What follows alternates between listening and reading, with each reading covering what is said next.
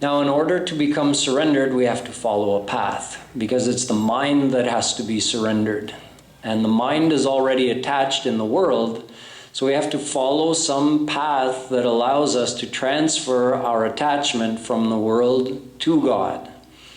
So the paths to God are 3 in number: the path of karma, the path of Gyan, and the path of Bhakti. Karma means the path of action, Gyan means the path of knowledge, and Bhakti means the path of devotion.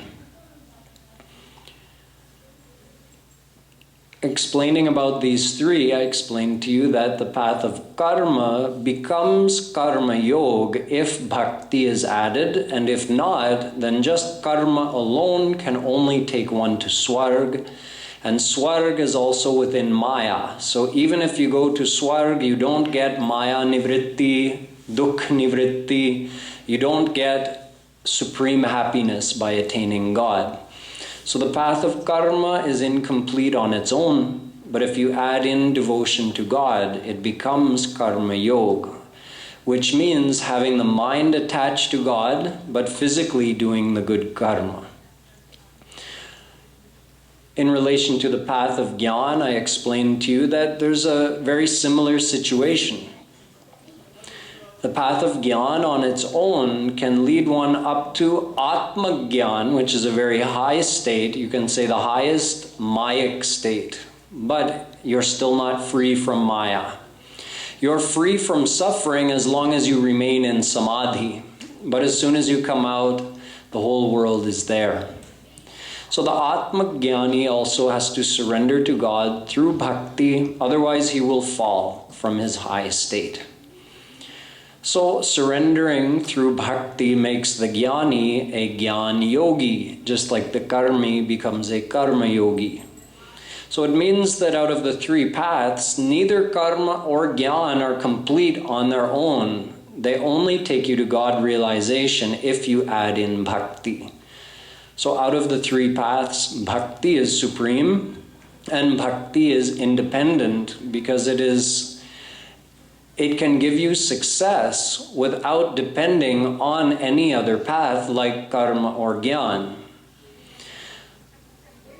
And also, Bhakti is the most realistic for us to follow, because the path of karma has many, many rules that are almost impossible to follow in Kali Yuga. The path of Gyan has a very high qualification to even begin. Even if someone could qualify for the path of Gyan, it's very difficult to stay on the path because it requires continuous renunciation. You could fall again and again from the path, and it takes thousands of lifetimes. So the path of Gyan and Karma are difficult in and of themselves, not to mention the fact that they in the end depend on Bhakti for their success anyway. Looking at the path of Bhakti, I explained that Bhakti itself is of 2 kinds. There's divine Bhakti, which is the highest divine power, which even keeps God under its control. And having received that power, souls enjoy the highest state of divine bliss. So that is called Siddha Bhakti or Prema Bhakti. It's a divine power which is just gifted by God. So again, the question comes, why hasn't he gifted us? Well, because we're not qualified to receive it yet.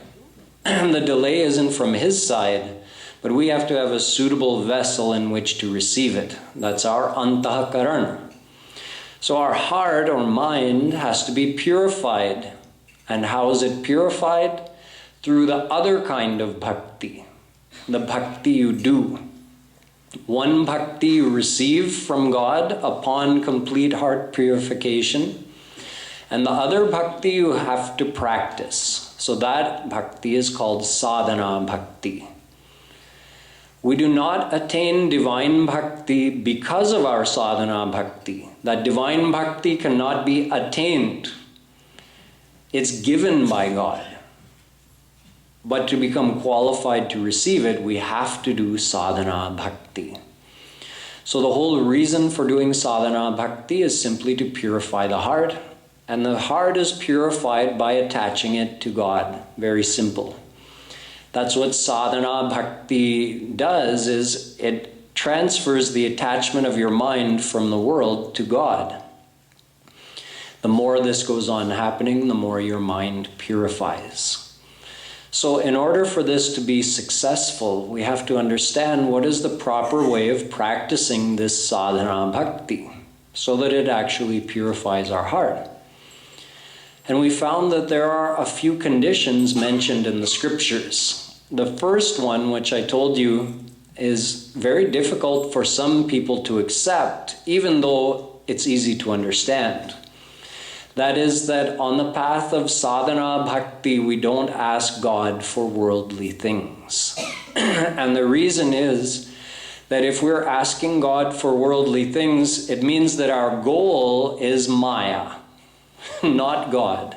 So then how will we attain God? How will we attain freedom from Maya? By asking for more Mayic things.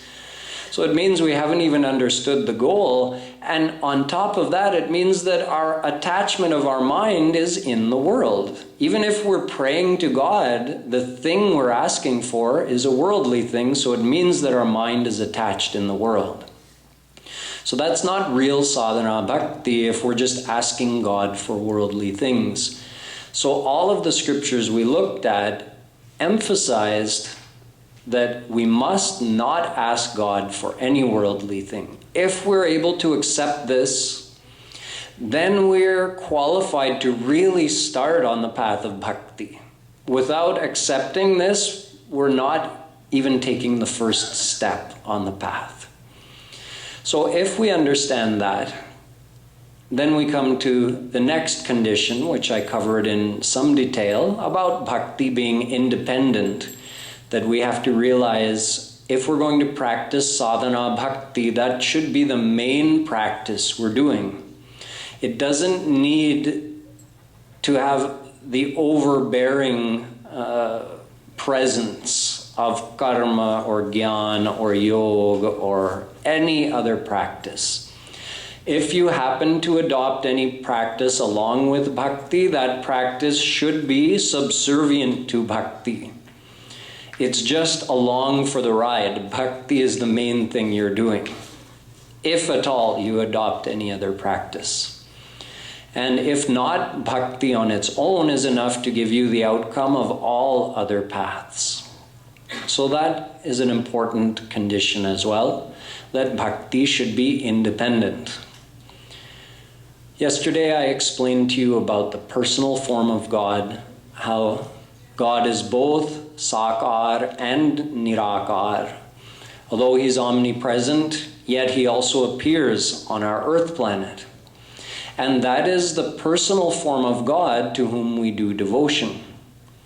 Remember I told you that a Gyan yogi, he's doing bhakti, he's doing devotion to the impersonal God, formless God. That's called abhed bhakti. Now, on the path of Bhakti Yoga, we do devotion to the personal form of God. That's called Bhed Bhakti. Abhed Bhakti, that's what the Jnani does on his path.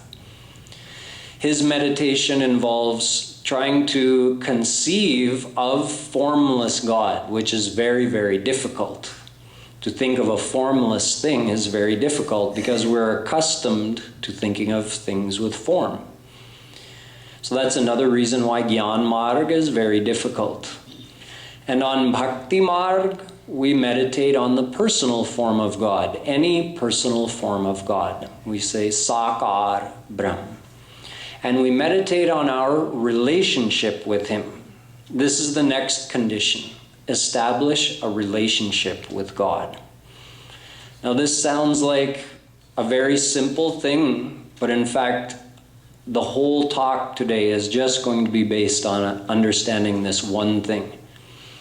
Anukulyena Krishnanu Shilanam. Rup Goswami says we should have Anukulyena means a positive attachment of our mind with a feeling of relationship to God. That will develop the bhakti in our heart. So again, this is only possible with a personal form. Can anyone feel related to a formless, impersonal energy? It's not possible. Just think of what relationships do we have. You think of friend, you think of mother, father, son, daughter, husband, wife. So when I say any of these things, they all pertain to a particular person for you. When I say that word, you think of a person. Is it possible for you to have a friendly feeling with a formless something that you've never seen? No.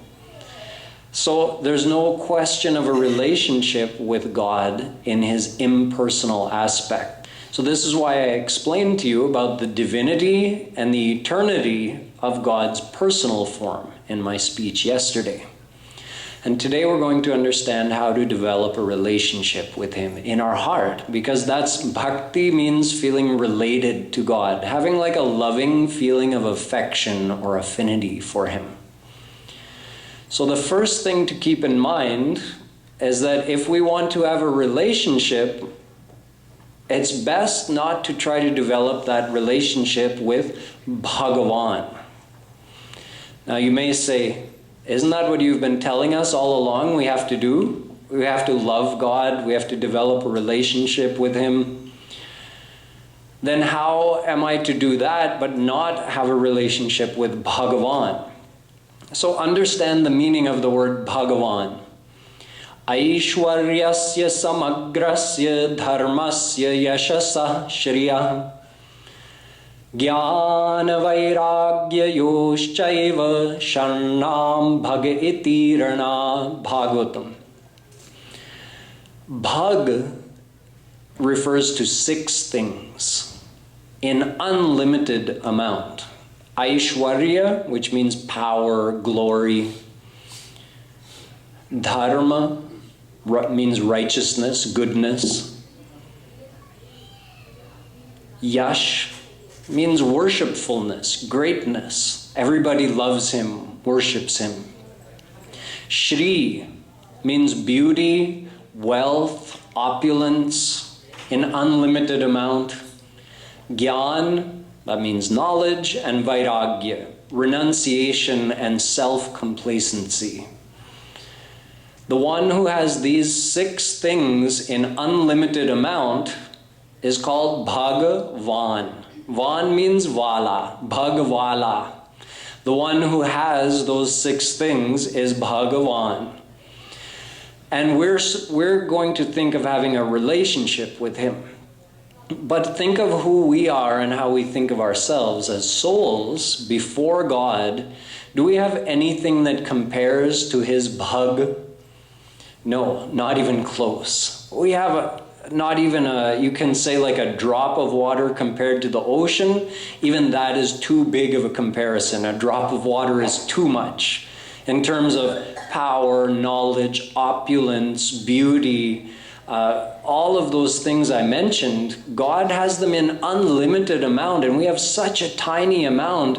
It's like if someone's a beggar and they look to a princess.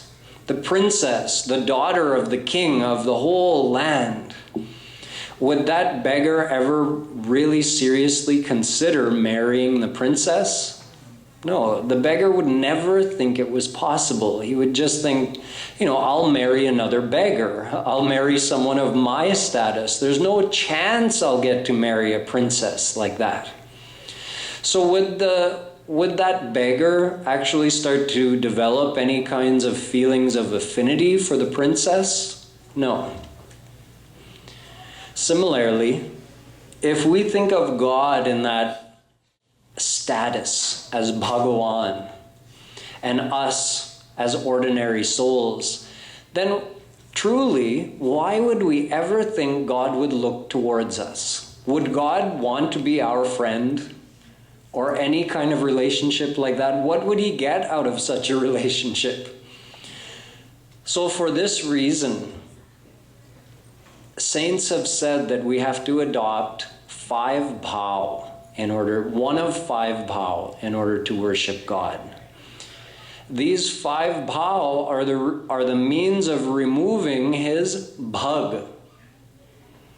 See, like when Arjun asked Shri Krishna for his divine vision, he says, Drashtumichhami te rupa maishwaram purushottama.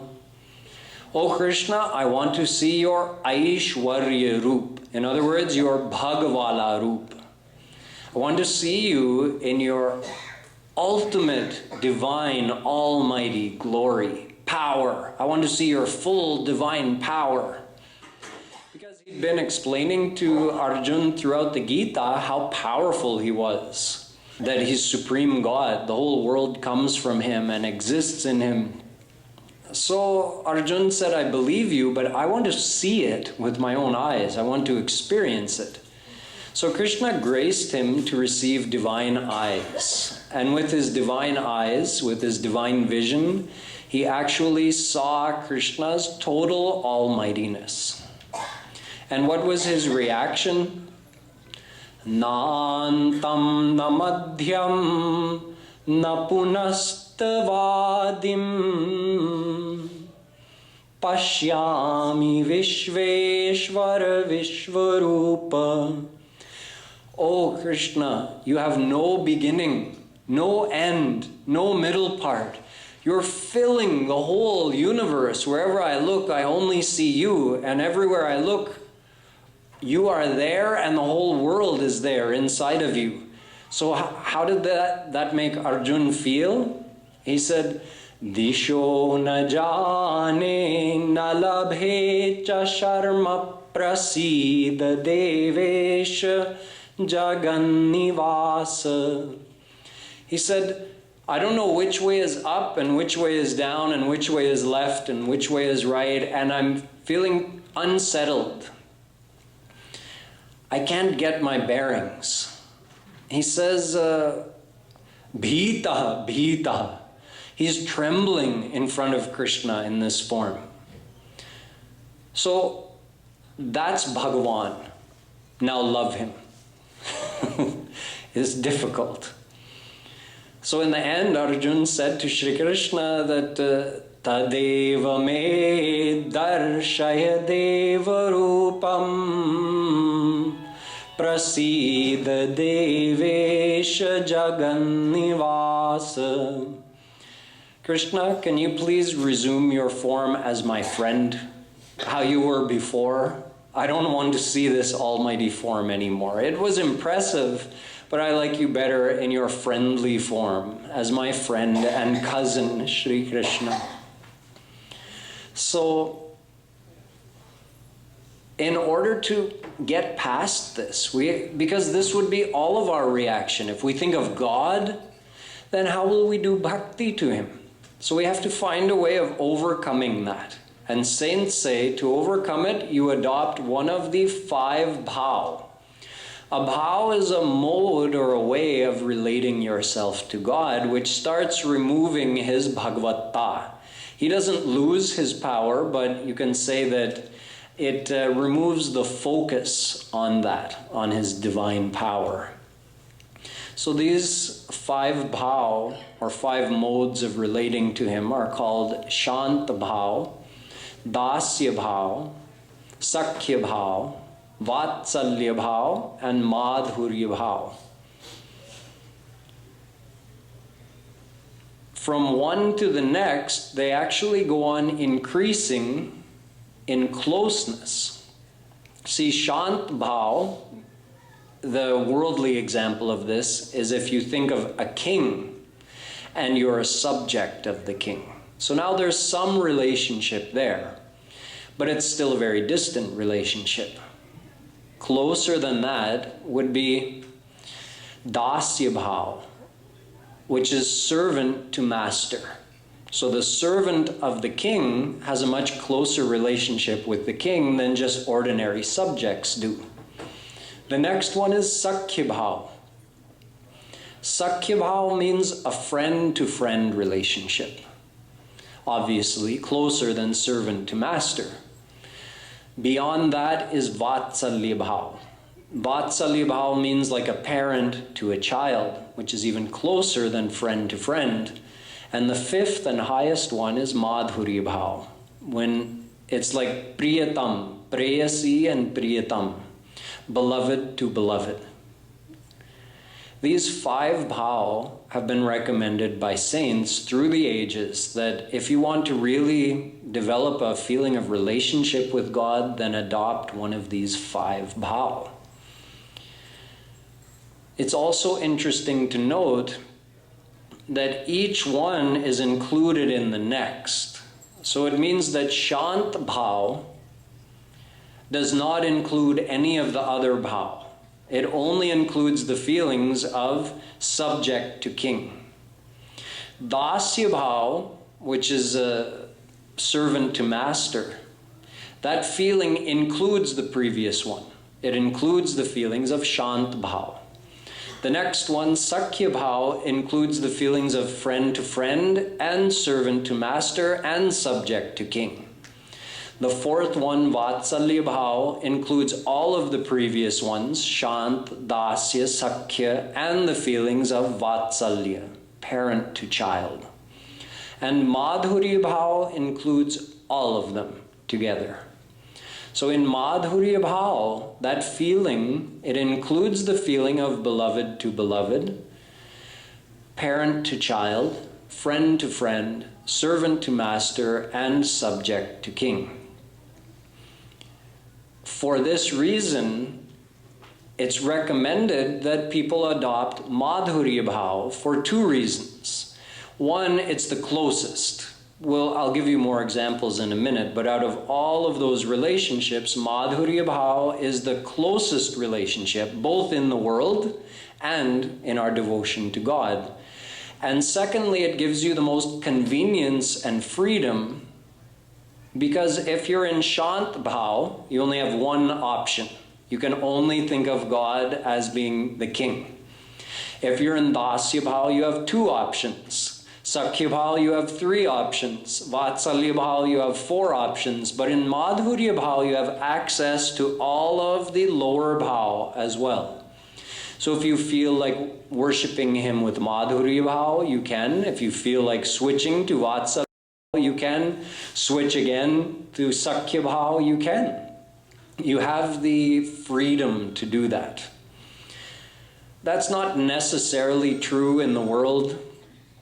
You know, a parent doesn't treat their child as a child one moment, and then as their best friend the next moment, and then as their master the next moment. You don't switch like that in the world.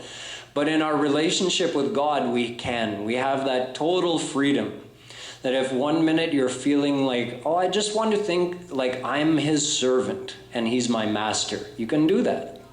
Then you think, no, I want to feel that he's my friend. You can do that. Then you decide, no, I want to think of him as my beloved, like Meera thought of Krishna. You can do that. But you only have that freedom to switch through all of them if you've adopted the madhurya bhao form of worship. For example, Tulsidas ji worshipped Bhagwan Ram with the feeling of dasya bhao. He felt that he was servant and Bhagwan Ram was his loving master. So one day when he came to Vrindavan, he came to Radha Hanuman Mandir, and there he saw his beloved Ram as Krishna. Because there in Vrindavan, in Radha Hanuman Mandir, Shri Krishna is there with Radha, and they're standing as you often see them standing, with each one with the arm around the neck and the heads tilted together like that, standing in a loving pose. So Tulsidas ji, as soon as he entered the mandir, he put his eyes down. Why? Because a das does not have the right to see his master in that position, in such a loving, you can say informal pose. The servant has a very formal relationship with his master. So he averted his eyes and he prayed that, "Oh Ram, please take up your bow and arrow. Otherwise there will be a stain on my bhakti because I don't have the right to see you in this form.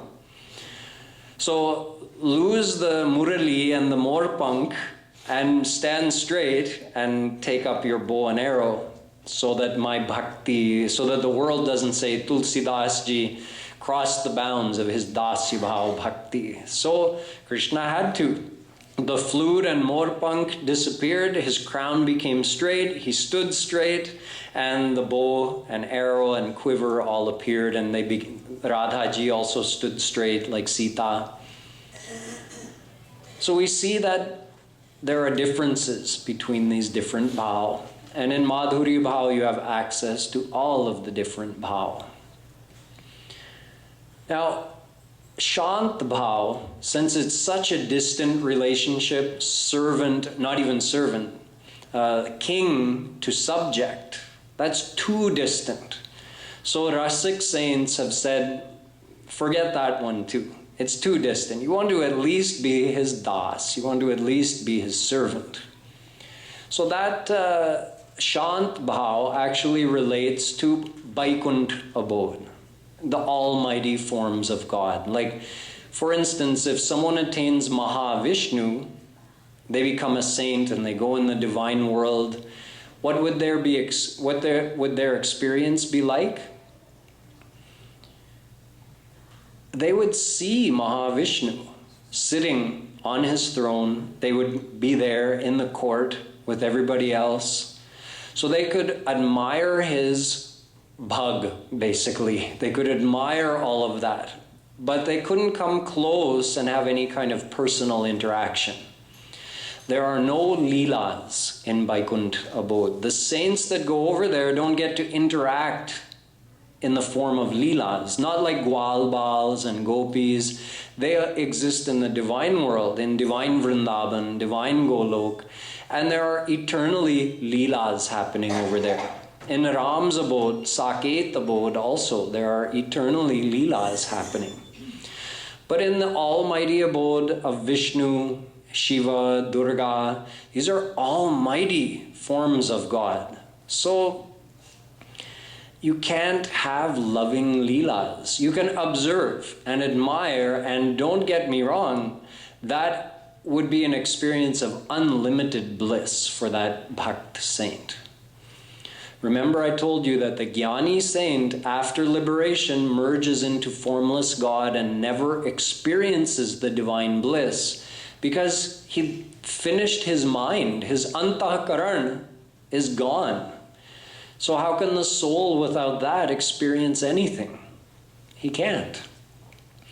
So the one who attains Vaikunt abode, if he attains the divine vision of any of the almighty forms of God, he goes to Vaikunt abode and receives a divine body and a divine antahkaran, divine senses. So with that, for all eternity, he experiences unlimited bliss of Bhagwan. But Rasik saints say there's something more beyond that. That if you want a more personal relationship with God, if you want to take part in his leelas, then don't adopt Shant bhao. Go beyond that. So the next one is dasya bhao. You see, Krishna himself is Mahavishnu. I explained that yesterday. Yasya ekani shvasita kalamathavalambya Jivanti loma vilaja jagadandanatha Vishnur mahan sa iha yasya kala vishesho Govindamadi purusham tamaham bhajami. Mahavishnu is part of Krishna's personality. So it means being Almighty God is part of who Krishna is, but it's not all of who he is.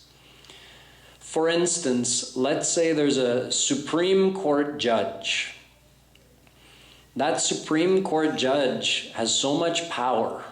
That person may have to make decisions that could mean life or death for other people. Now that judge is viewed with everybody with extreme respect and formality. But the same judge is not only a judge, right? When the judge goes home, the judge has a wife, or if it's a woman, the judge has a husband, has children, has a mother and father, has friends. So it means the judge is not only a judge. The judge is the judge when he or she is at work, and when they come home, then the rest of the world gets to see the other side of their personality. Now, if the judge is out in public, then he'll keep behaving in that judge-like way. But when he's in the privacy of his own home, with his personal relations, his own family and friends, then, in fact, they don't even think of him like a judge. Do you think the mother of that judge treats him like a judge? No. She still scolds him, bosses him around, maybe even tells him that he's ignorant. You don't know anything. When are you going to grow up? He's a Supreme Court judge who makes life and death decisions, but his mother is telling him, when are you going to grow up? So, ye maa ka adhikar hai na? The mother has the right, because she doesn't think of him as being a judge. Similarly, the wife, he's my husband. I don't care if he's a judge. The son or daughter, just come and sit on their father's lap the way any child does. They don't sit more formally knowing that, my father's a judge. No, he's my father. That's it. The judge has friends, probably friends from college or even friends from childhood. They've known him for so long, since before he was a judge. How can they think of him as a judge? They think of him as that boy we grew up playing tag with, teasing, getting into trouble with. He's the same one who's now a sitting Supreme Court judge. So in the privacy, then the friends will also just treat him like friends. So in much the same way, God is not only a supreme judge and almighty God. He also has a very playful, loving side to his personality. And he reveals that to those devotees who worship him with one of the other 4 bhao. So leaving Shant bhao aside, worship him with dasya, sakhya, vatsalya or madhurya bhao. So look in dasya bhao. An example of the feelings of dasya bhao. Panchatvam tanuretu bhuta nivaha swanshe vishantu sphutam. Someone who worships God with the feelings of dasya bhao is saying to God that, how am I going to serve you after I leave this body? So God says to him, well, you'll come to my divine abode, you'll get a divine body, and with that divine body, you'll serve me here in my divine abode. He says, yes, I know that part. I meant, what about my physical body I'm leaving behind, my material body? That should not go to waste. What do you mean? What do you want to do with it? He says, I have a desire that my physical body should keep serving you even here on this earth after I'm gone. Oh, how? See, all of our physical bodies are made of panchamahabhut, 5 material elements. So those material elements are space, wind, fire, tej, water, and earth. So he says, I want that the element of space of my body should merge into the space in your angan, in your courtyard where you walk. And in that way, I'll keep having that association with you. And the element of wind, the element of vayu, I want that to merge into the air and be there when on a hot day someone is fanning you. I should be in that air that goes and makes you feel cooler. And the element of tej, of fire or light, that should be in the mirror, that should merge into your mirror or be used to make a mirror that you use to look at your face. And the element of water, that should go in the water that you use to bathe. And the element of Prithvi, of earth, that should merge into the earth, that earth which is there in the path, the nice soft path where you walk barefoot, so I can keep getting your charan sparsh. So this is the feeling of dasya bhao, the genuine desire to serve your beloved Swami for his happiness. However, in dasya bhao, there's a lot of formality. You know, I mean, a servant to a master, no matter how benevolent the master is and how much the servant loves his master, there's a lot of formality which is still observed. See, look at what Bharatji says. Sira bal chalao dharam asamora Sab te sevak dharma kathora. He says the dharma of a sevak is the most difficult of all to follow. As an example, he says, as your servant, it's my duty to place my forehead in every place where you step. He's talking to Ram. Who could actually do that? Even Lakshman, for 14 years, he walked behind Ram and Sita, and he never once stepped on one of their footprints. He felt it would have been disrespectful for him to place his foot where either of them had placed their foot. Through mountain passes, through jungles, through narrow little trails, he walked without stepping on their footprints. But was he able to place his head in every one of their footprints? No. So it said, Seva dharma paramagahano yoginam apyagamya. This seva dharma, to be able to follow all the formalities of seva dharma, it's beyond the reach of even great yogis. So there's a lot of formality and restriction in that dasya bhava. Yet, you see, even in dasya bhava, there starts to be an upwelling of prem ras. You know, that divine power, the divine bhakti, that starts to come up. So that bhakti ras or prem ras, it has the effect. Well, let me show you in an example. Prabhu taru tar kapidar par. Ram is sitting on the ground beneath a tree, and Hanumanji and all of the Banar Sena, all of his servants, are sitting in the tree above his head. It's exactly opposite to Seva Dharma.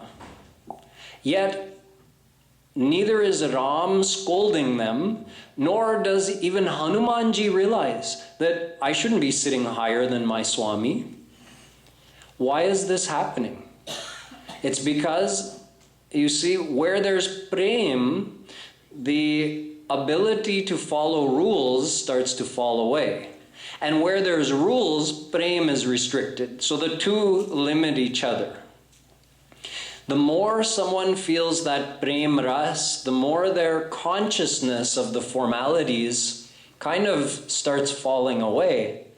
And the more they're conscious of those formalities, then the more they have to control those feelings of prem. So in this case, you know, in the Ramayana, if you read the Ramayana, Ram scolded people about their dharma at many places. He gave lectures, he taught people, he told them, no, you shouldn't be doing this, you should be doing that. He even lectured Sita. So why isn't he lecturing Hanumanji? And the other Banar who are sitting in an obviously it's a transgression. They're transgressing the bounds of the rules of Seva Dharma, because neither is even conscious of that. You see, that prem ras has the effect, when it goes to a certain extent, the Swami believes he's a das and the das believes he's a Swami. Not pretending, really. They get in that state of mind. An example of this is Ramakrishna Paramahans. Ramakrishna Paramahans had dasya bhao for Ma Durga. So he had a mala that he had made, and he was going to put it, he came to the mandir to put it on her, but in his prem samadhi, he was saying, Ma, Ma, Ma, Ma, Ma, and he put the mala on himself. And everybody who was watching was probably thinking, Inko kya ho gaya aaj? Why is he doing that?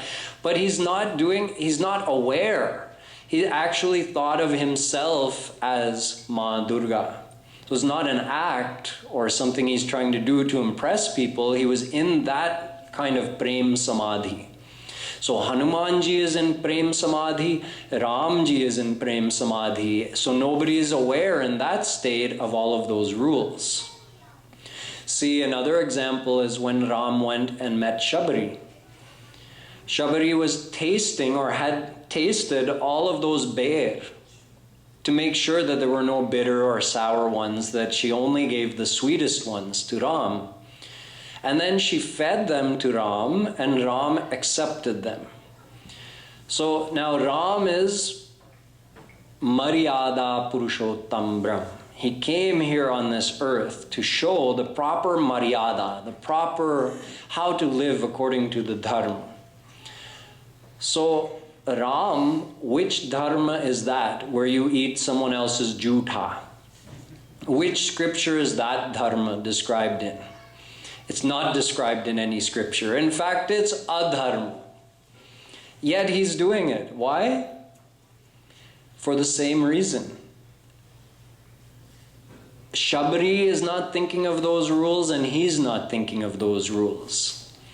Think of it like, remember I explained Sat, Chit, Anand. So Sat merges into Chit, and Sat and Chit merge into Anand. So we have Sad Brahm, Chid Brahm, Ananda Brahm. So Chid Brahma means God's all-knowing, omniscience. And Ananda Brahm means his blissful, in this case, his prem. So Chid Brahma merged into Ananda Brahm. In other words, Sarvagya forgot. Sarvagya means God is all-knowing. And a saint is Gya. There's three things. Sarvagya, Gya, and Alpagya. All three are Gya. Gya means knowing. So Alpagya means us. We know very little. Gya means saints. They know God. So they know everything. However, God is Sarvagya because He knows every single thought of every single person. A saint is not burdened with that. The saint knows God, but a saint doesn't have to, follow along with the thoughts of all the uncountable souls. God takes care of that. So God is Sarvagya. Saints are Gya, and ordinary souls are Alpagya. So here, in this case, both Sarvagya and Gya, they forgot their Gyan totally. Why? Because it merged, it drowned in prem, it drowned in the ras of that das to Swami relationship. There's so much ras in that relationship. So Ram just, you can say literally, forgot all these rules. Shabari forgot all these rules. And that's the way it's supposed to happen in this prem, in this way of worshiping God according to these four bhao. That's what's meant to happen. If God remembers He's God, and you remember you're a soul and He's God, फिर तो वही situation हो गया ना कि I'm just a soul and He's God. Why would He love me? Why would He look to me? So we forget that. We adopt these different bhao so that we can forget that we're just a soul and He's God, and God can also forget. See, God gets carried away in it also. His Gyan also drowns in that prem ras. Bhagwan Ram says to Hanumanji, Ekaikasyopakarasya, that Hanuman, you have served me so much with your heart and soul, that to repay even one of the things you've done for me, I would have to give you my pran.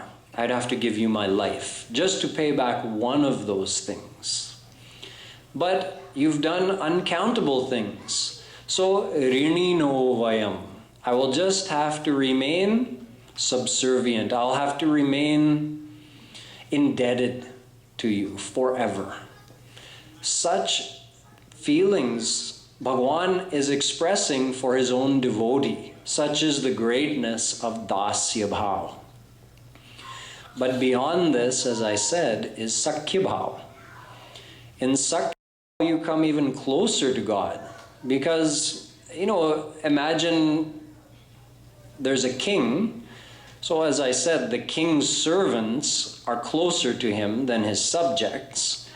But let's say the servant is cleaning in the king's room. So that's obviously, the servant is very close to the king. He gets to enter into his inner quarters and clean and be with the king there. But let's say the king's friend stops by. Then the servant may be asked to leave, or may be expected to leave, so that the king can be with his friend. Now, friends are like equals. When two people first meet, there's a formality. You maintain a formality with people that you first meet. But if they're on the same level as you, then eventually those formalities fade away. As you become friends, then you don't worry about the formalities. You just enjoy each other's company without formality. This is sakhya bhao. The example are the Gwalbals of Braj. They are also divine saints, just like Hanumanji is a divine personality who came to serve Ram. He's Anchavatar of Bhagwan Shiv. In the same way, those Gwalbals, they're not ordinary souls. Aho bhagyam nanda gopavrajau kasam yan mitram paramanandam purnam brahma sanatanam Bhagavatam. Brahma is praising the Gwalbals, saying that they are sanatanam mitram. They are the eternal friends of Purna Brahma, Shri Krishna. It's not like Krishna was playing amongst ordinary souls when he was in Braj. Those saints also came from the divine world to help him reveal those sakhya bhao leelas. So what were those leelas like? Those saints don't think of Krishna as God at all. See, in dasya bhao, there's some bhan still there, some awareness or consciousness that he's God and I'm a soul, I'm his servant. But in sakhya bhao, that's gone, totally. You see, in dasya bhao, the dharma is put your head wherever your master's feet have touched. In sakhya bhao, Krishna's friends put their feet on Krishna's head. It's totally reversed.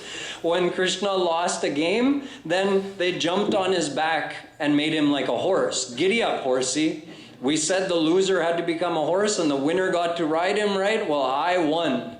So they jump on his back and dig their heels into his ribs, to make, like you would with a horse, to make him go faster. So this is sakhya bhao. Can you imagine how much closer you just came to God if you adopt this sakhya bhao? And don't worry, daro mat, that like he's God. How can I think of him with this sakhya bhao? Nahi, riayat hai. He gives us permission. Ye yatha mam prapadyante tas tathaiva bhajamyaham Gita.